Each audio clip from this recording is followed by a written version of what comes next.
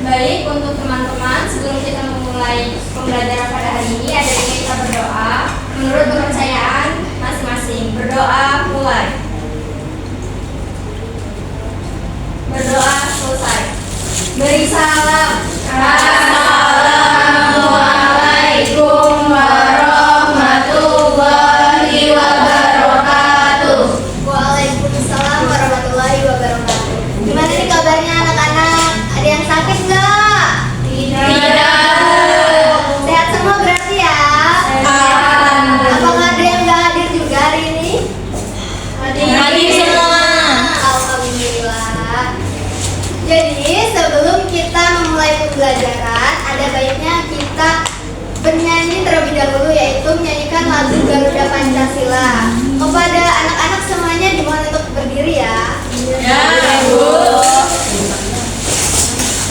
Sudah kita mulai ya anak-anak. Ya, Bu. 1, 2, 3. Garuda Pancasila maju. Baik anak-anak, boleh duduk kembali. Hari ini ada yang tahu nggak sih kita mau belajar apa? Oke, jadi kita hari ini bakal belajar gaya gesek. Apa sih yang mendorong kursi pada permukaan yang licin? Apakah kursinya gerak atau diam? Gerak. Kalau kita mendorong kursi pada permukaan yang kasar, bagaimana? Susah. Nah, berdasarkan percobaan itu, kita hari ini bakal belajar mengenai gaya gesek. Sebelum Ibu menjelaskan materi gaya gesek, alangkah baiknya kita menonton video pembelajaran mengenai gaya gesek tersebut. Harap disimak baik-baik ya anak-anak.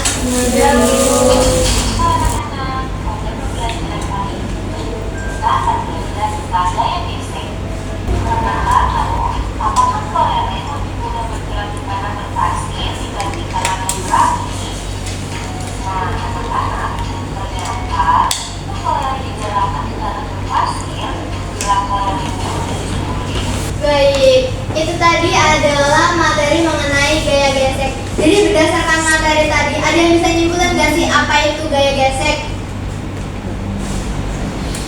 Kayaknya masih belum paham, Ibu jelasin lagi. Jadi gaya gesek itu adalah gaya yang terjadi ketika suatu permukaan benda bergesekan dengan benda lain. Gaya gesek ini terjadi berlawanan arah dengan gerak benda. Dan gaya gesek ini memiliki beberapa manfaat. Yang pertama yaitu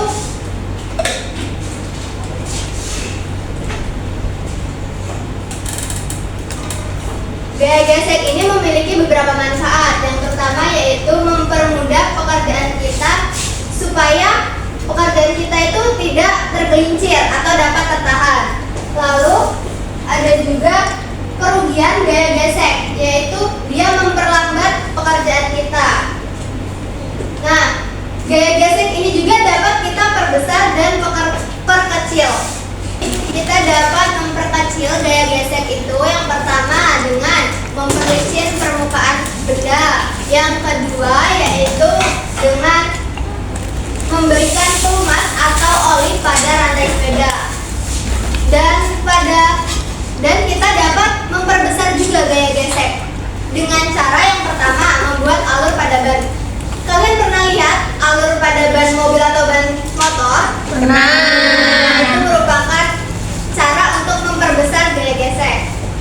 Lalu contoh yang kedua yaitu dengan memasang ul pada sepatu.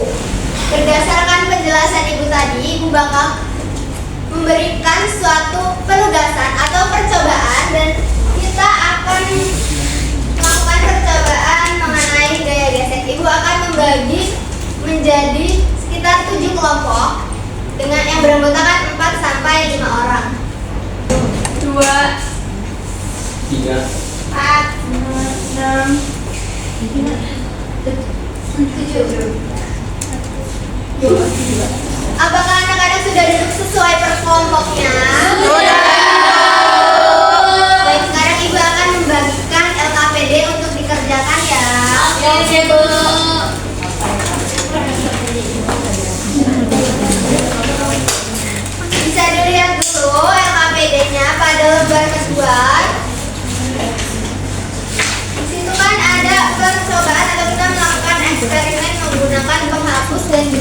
peruncir. Salah satu kelompok atau perwakilan ada yang boleh maju ke depan? Ada yang mau?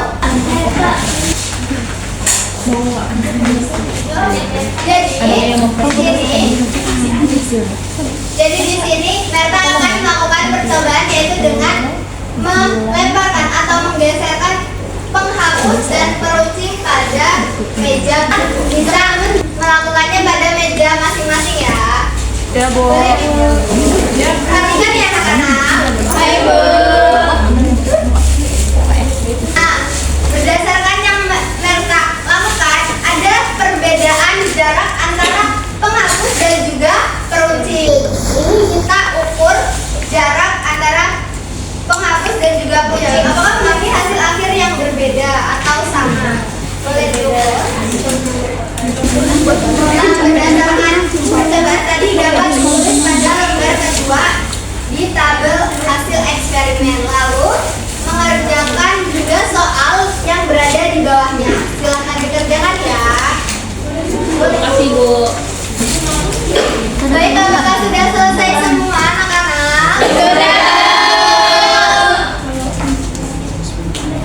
Untuk mempresentasikan hasilnya boleh kepada kelompok berapa yang mau maju, kira-kira mau kelompok berapa? Boleh kelompok berapa maju Baik, kami dari kelompok 4 akan membacakan untuk jawaban diskusi kelompok kami. Silakan mulai. Baik, dari hasil yang eksperimen yang kita lakukan tadi dapat disimpulkan bahwa yang pertama itu ada meja. Jenis bendanya itu penghapus, jarak tempuhnya itu 60 cm. Keterangannya itu meja halus, penghapus halus. Yang kedua yaitu permukaan meja. Jenis bendanya itu peruncing, jarak tempuhnya itu 60 cm. Keterangannya itu meja halus, tetapi permukaan peruncing tidak rata atau sedikit kasar. Yang selanjutnya yaitu kita dapat menganalisis hasil eksperimen yang kita lakukan tadi, yaitu Yang pertama, perbedaan jarak yang ditempuh oleh benda di permukaan halus dan di permukaan kasar itu, kalau di permukaan halus, jarak yang ditempuh biasanya lebih jauh dibandingkan benda dengan permukaan yang lebih kasar.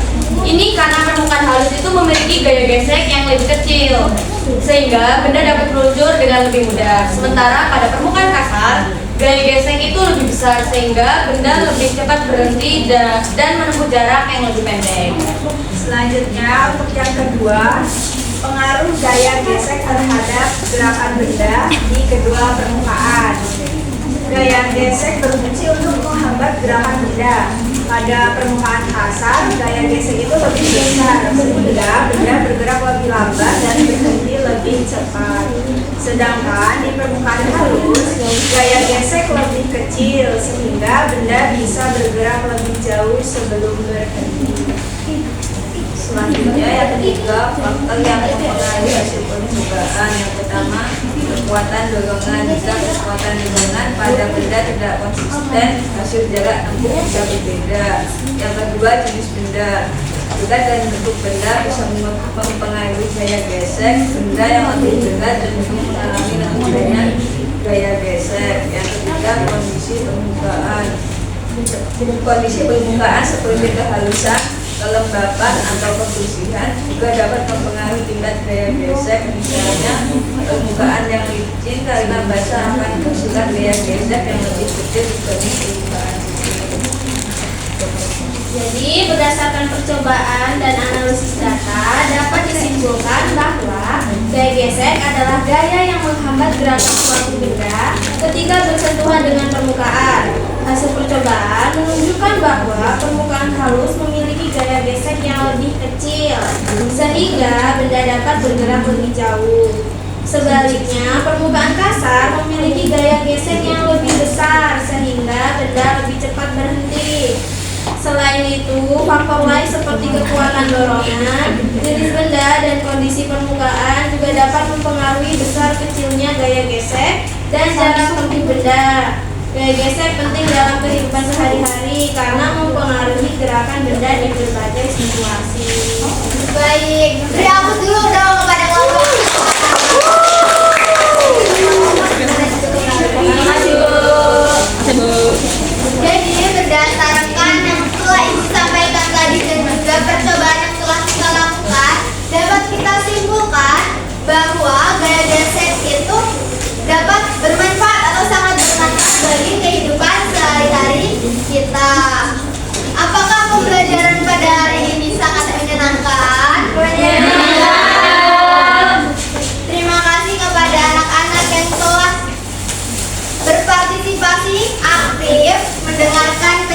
dari Ibu dan juga melakukan percobaan dengan sangat baik.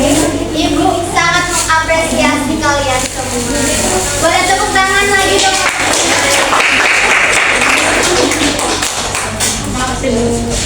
Sebelum Ibu mengakhiri pembelajaran pada hari ini, ada baiknya kita juga menutup dengan doa kepada ketua kelas. Mohon dipimpin kembali. Sebelum kita pulang, marilah kita berdoa menurut agama dan kepercayaan masing-masing. Berdoa mulai.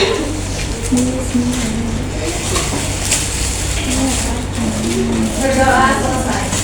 Beri salam.